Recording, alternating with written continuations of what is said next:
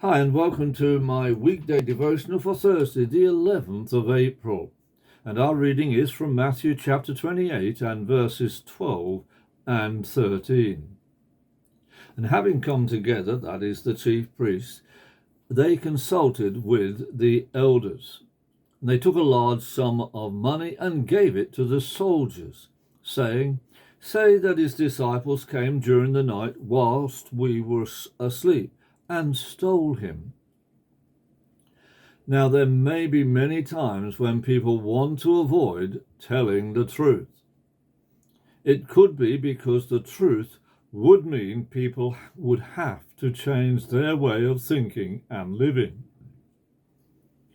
During the time that I was training drivers to become driving instructors, I had to teach them the required way of driving.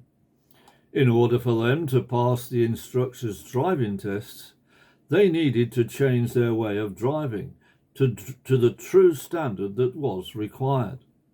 Some were reluctant to do so because it meant changing their method of driving.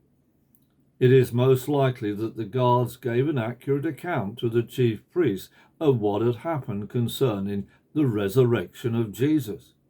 The answer of the chief priests seems to indicate that they did not disbelieve what the guards said, since they were concerned to keep the story quiet and to get the guards to lie about what happened.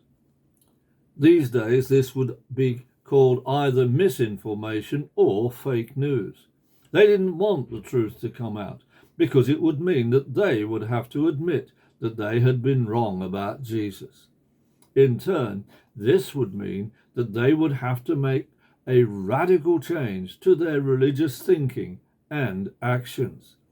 Therefore, after they had consulted with the elders, they decided to bribe the guards into telling lies. We might wonder if they were aware of Proverbs 17 and verse 8. A bribe seems to work like magic for those who give it. They succeed in all they do. If they were, then they would have been expecting that the bribe would succeed. There will be those who refuse to accept the truth about Jesus and will try to bribe others into spreading falsehood. Let us pray that we will be aware of this so that we can resist it and maintain the truth of his gospel.